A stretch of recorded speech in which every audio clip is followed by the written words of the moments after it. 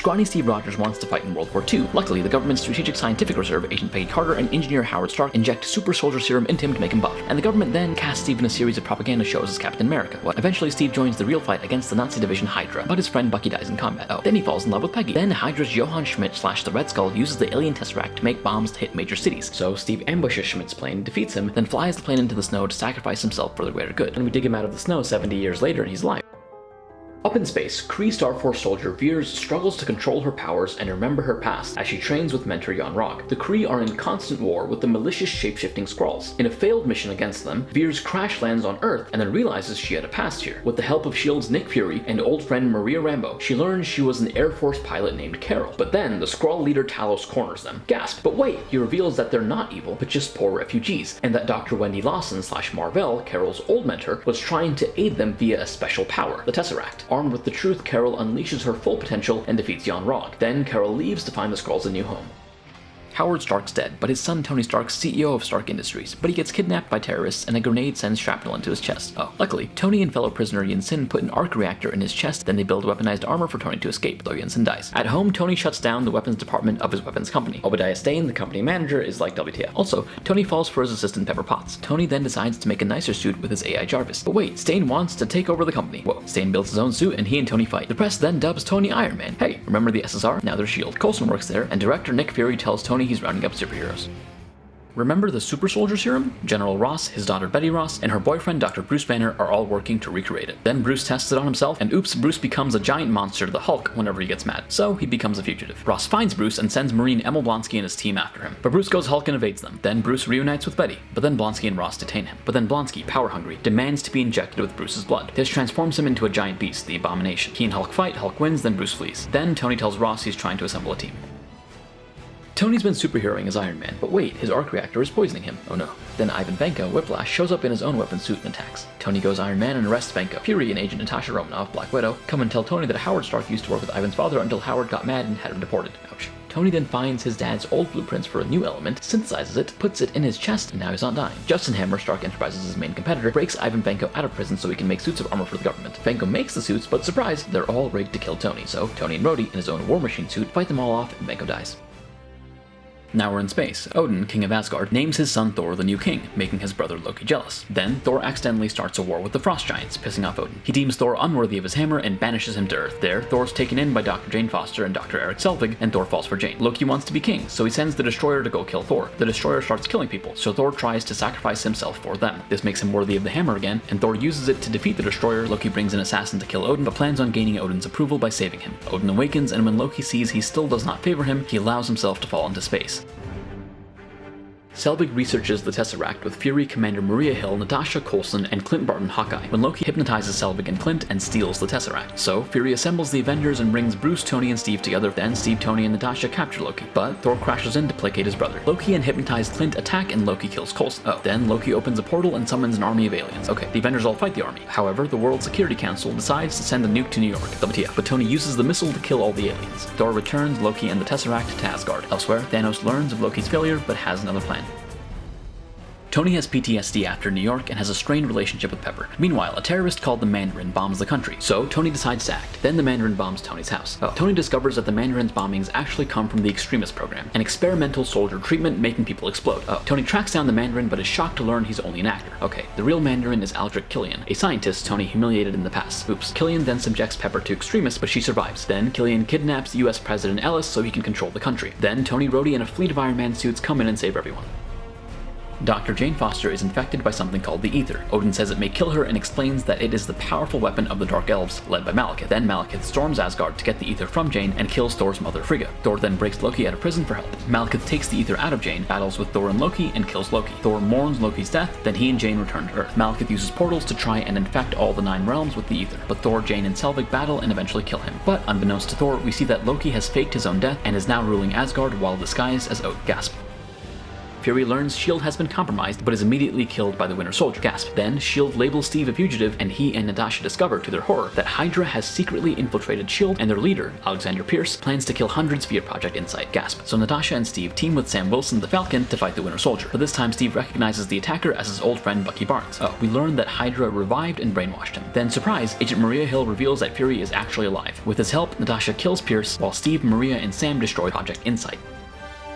Peter Quill, Star-Lord, steals a magical orb for Yondu. Ronan also wants it. Ronan gets his boss Thanos to send his daughter Gamora after Peter. Gamora fights Peter while Rocket and Groot try to capture Peter for the bounty, and then they all get arrested. In prison, Drax tries to kill Gamora because Ronan killed Drax's family, but Gamora reveals that she's against Ronan, so she, Peter, Drax, Rocket, and Groot break out together to sell the orb, but then Ronan comes, attacks everything, and steals the orb. But then Ronan and Gamora's sister Nebula attack Xandar. Peter and company decide they have to stop this. In the ensuing battle, Groot shields his friends and dies, but then Peter and company grab the orb and use it to kill Ronan. Then a small Groot plant begins to regrow.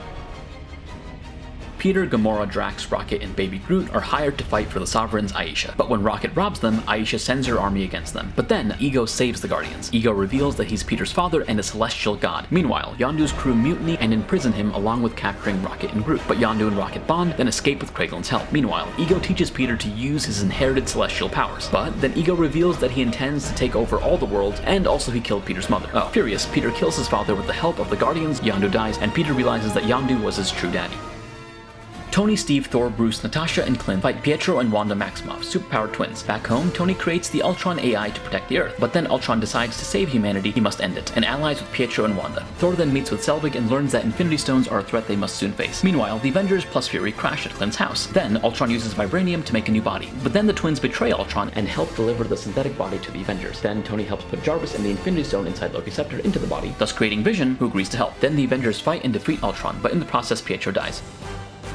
Years ago, S.H.I.E.L.D. scientist Hank Pym creates the Ant-Man suit, allowing the wearer to shrink to the size of an ant and control ants. But then he resigns from S.H.I.E.L.D. to hide it from the government. In the present, Pym is horrified to see that his rival Darren Cross has made a similar suit called the Yellow Jacket. Meanwhile, burglar Scott Lang robs Hank Pym's mansion only to find the Ant-Man suit. Hank then confronts Scott and tells him he wants Scott to become Ant-Man and steal the Yellow Jacket from Cross. Hank's daughter Hope trains Scott to use the suit. Then, meanwhile, Cross tries to sell the Yellow Jacket to Hydra, but then Scott interrupts. Cross and Scott fight, Cross dies, but then Scott falls into the quantum realm. However, he's able to return when he hears his daughter's voice. Ross, who's now Secretary of State, presents the Avengers with the Sokovia Accords to put them under UN oversight. Tony agrees with the measure, but Steve doesn't. Then a bomb kills King T'Chaka of Wakanda, and the killer appears to be Bucky. So T'Challa, T'Chaka's son, and also the warrior Black Panther, hunts Bucky. Steve and Bucky finally reconcile. Bucky reveals that he's being framed by Zemo. Steve then recruits Clint and Wanda while Sam calls in Scott. Meanwhile, Ross commissions Tony, Natasha, T'Challa, Vision, and Rhodey to arrest Steve. Tony also brings Peter Parker, Spider-Man. The two teams clash. Then Zemo reveals that a brainwashed Bucky killed Tony's parents. Tony, enraged, fights Steve and Bucky, but Steve and Bucky beat him and escape.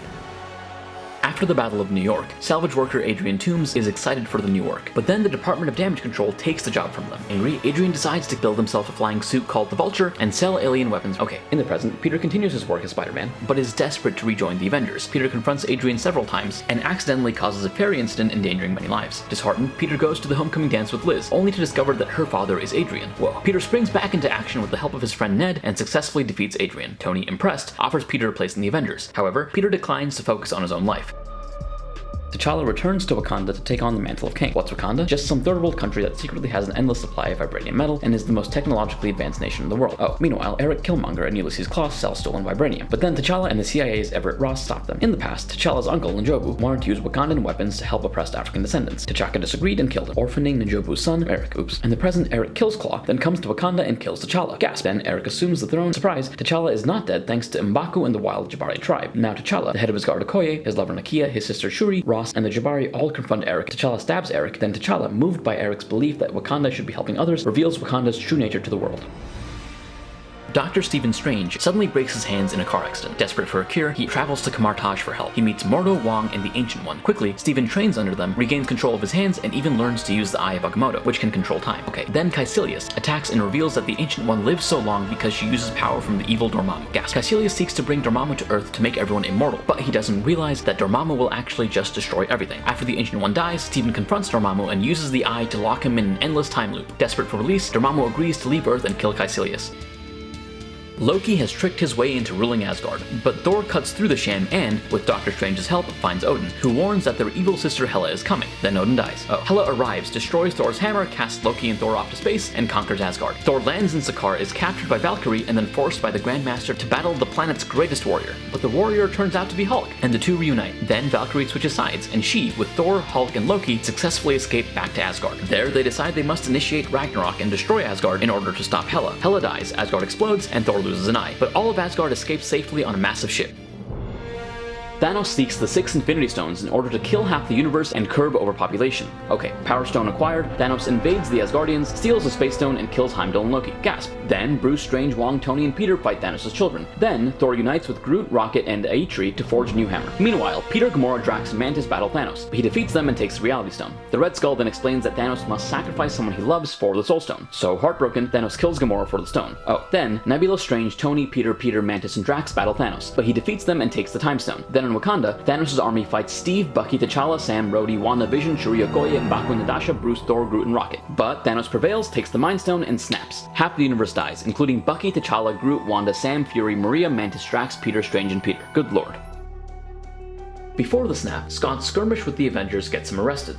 Meanwhile, Hank believes Hope's mother Janet may still be alive in the quantum realm, so they break Scott out to help. However, Ava Star/Ghost attacks them and steals their lab, and Hank's old partner Bill Foster is helping her. Gasp. Why? Ava needs the lab to harness quantum energy to cure her fatal condition. But fearing Ava's plan could harm Janet, Hank refuses to help. Then chaos erupts as Ava fights Scott and Hope, a criminal dealer butts in, and the FBI run amok. However, Hank successfully finds Janet in the quantum realm and brings her home, whereupon she agrees to help Ava. Scott's then released and reunited with Cassie. Then Thanos' snap kills Hank, Hope, and Janet. So finally, after 11 years, we are getting the culmination of 22 movies. We have been following these characters for so long, so to know that their stories are finally coming to an end, it's gonna be an emotional ride. This movie is 3 hours long, and I don't think it'll be long enough. I'm probably gonna cry. Anyway, I hope you enjoyed the video. Please let me know what else you want me to summarize. Please like this video, subscribe, share it with friends to help other people catch up with the Marvel canon. And I guess the next time I see you, it's gonna be the start of the next Marvel saga. Thanks for watching. See you next time.